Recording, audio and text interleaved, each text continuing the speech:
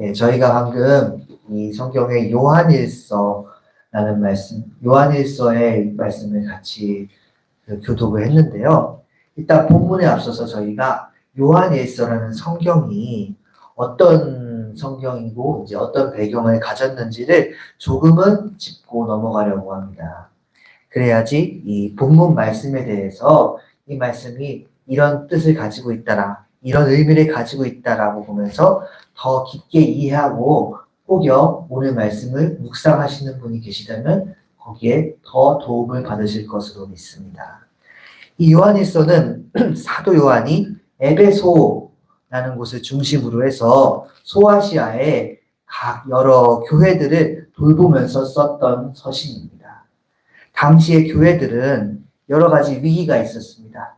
외부로는 스스로를 신이라고 자칭하는 로마 황제의 박해를 피해야 하는 또는 박해받아 고통받고 있는 상황이었고요. 또 내부적으로는 영지주의라고 하는 잘못된 이단 사상을 퍼뜨리는 거짓 교사들로 인해서 고통받고 있었습니다.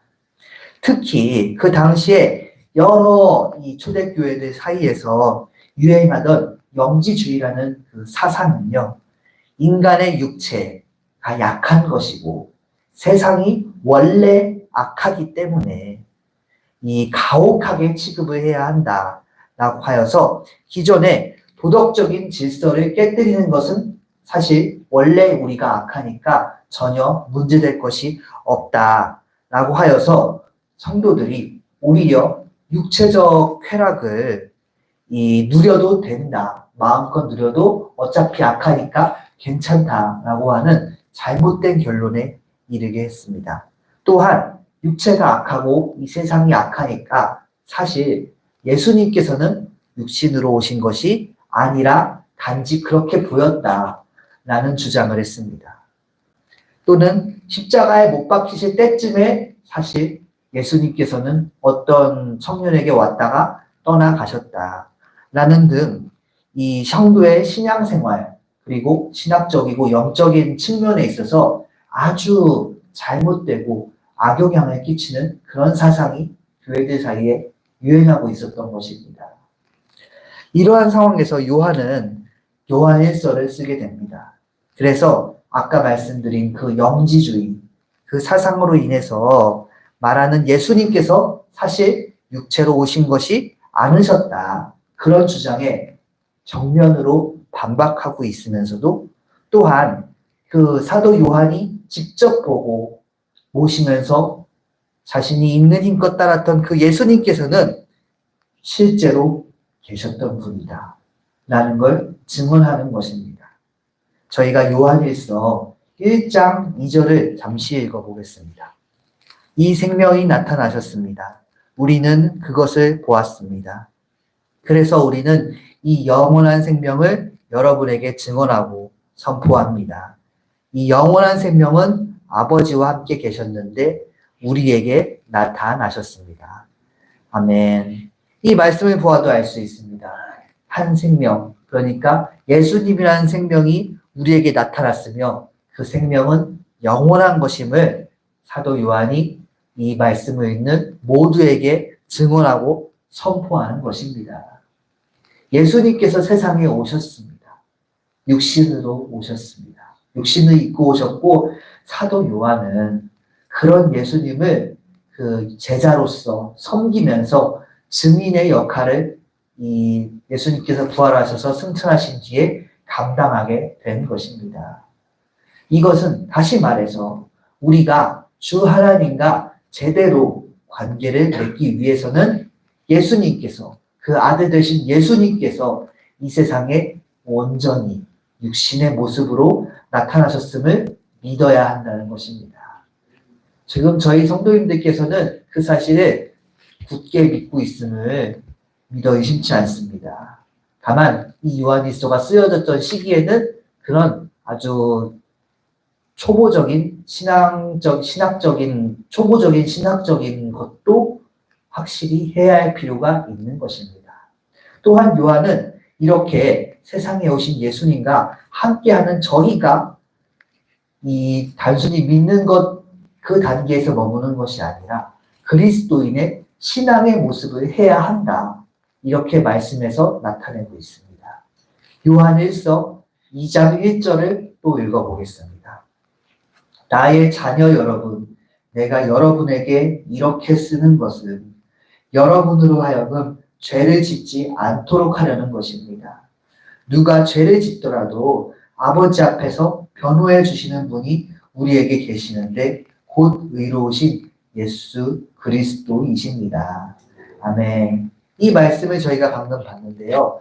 이 말씀에서 요한 1서라는 서신서의 목적이 다시 한번 드러났습니다.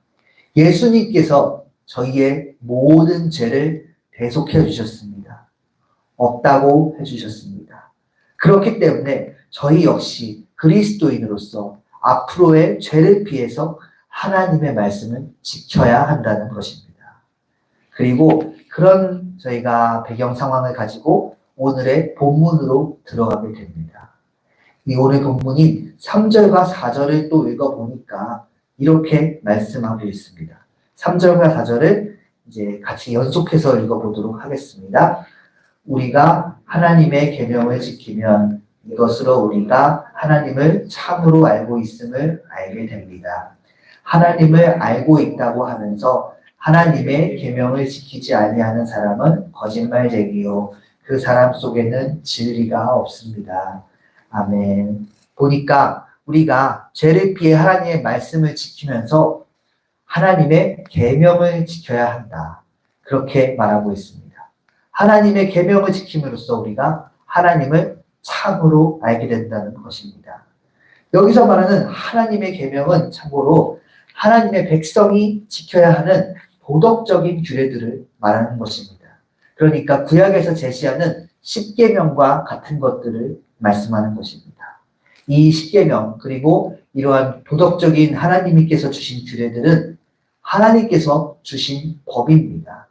그 말씀을 지키지 않는다면, 하나님의 법을 지키지 않는다면 그는 적어도 신앙인이 아닌 것입니다. 반대로 하나님의 말씀을 지킨다. 그럼 그 사람은 하나님을 사랑하는 사람입니다. 오늘 말씀이 그것을 증언하고 있는 것입니다. 그렇기 때문에 만약 오늘 말씀을 듣는 성도님들이 나는 하나님을 사랑하고 있어 라고 스스로 생각하고 있다면 혹은 내가 하나님을 얼마나 사랑하는가 그거를 만약 스스로 확인해 보고 싶으시다면 당장 출애굽기 3장에서 17절까지 3절에서 20장 3절에서 17절까지 거기가 십계명이 들어있는 말씀인데 그 간단하게는 그 말씀을 보면서 내가 하나님께서 주신 이 모든 규례들을 지키고 있는가 확인해 보시면 되시겠습니다. 어제 최성철 목사님께서 십계명에 대해서 머리부터 발끝까지 이제 언급을 하면서 이 십계명을 쉽게 외울 수 있게 가르쳐 주셨습니다. 다만 저희가 여러 시간 관계상 그것을 보지는 않겠지만 그런 식으로 우리가 하나님의 말씀을 외워가면서 주님께서 주신 주님의 법을 잘 지키는 저희가 되길 소망합니다. 다만 이 오늘 말씀을 들으시는 중에서 구약 성경을 열심히 읽으시는 성경 통독을 많이 하시는 성도님들께서는 이런 의문을 가지시는 성도님이 계실 수 있으시겠습니다. 그 의문은 구약에 참 율례와 규례가 현대와 맞지 않는 것들이 많이 있다는 것입니다. 레위기를 포함하여서 여기저기 특히 모세 오경에 있는 수많은 율법들 중에는 뭐 물고기나 가축 중에서 먹지 못할 종류가 있다던가 그런 등등 현대에서는 지키는 게 이게 과연 의미가 있는가 싶을 정도의 율법들이 떠오르신 분들도 있으실 것입니다. 그리고 또 한 가지 더 있습니다. 예수님께서는 요한복음 13장 34절에서 내가 너희에게 새 계명을 주겠노라 라고 말씀을 하셨습니다. 그 말씀을 만약 떠올리셨다면 그저 구약에 있는 도덕적인 규례들을 현대에 맞지 않는데 정말로 다 지켜야 하는가라고 생각하실 수 있으시겠습니다. 사도 요한이 그렇기 때문에 그 오늘 본문의 8절에서 이와 같이 말씀하신 것입니다. 8절을 읽어보겠습니다. 나는 다시 여러분에게 새 계명을 써보냅니다. 이 새 계명은 하나님께도 참되고 여러분에게도 참됩니다. 어둠이 지나가고 참 빛이 벌써 비치고 있기 때문입니다. 아멘. 다만 이제 새 계명을 써보낸다고 했는데 아까 3, 4절까지만 해도 진정한 신앙인이 지켜야 할 하나님의 계명이 있다 하였는데 이제 불과 4절 만에 그 계명은 내 것이고 또 새 계명을 다시 써보낸다고 하고 있습니다. 혹자는 이제 이걸 보고 모순이라고 생각할 수 있겠습니다.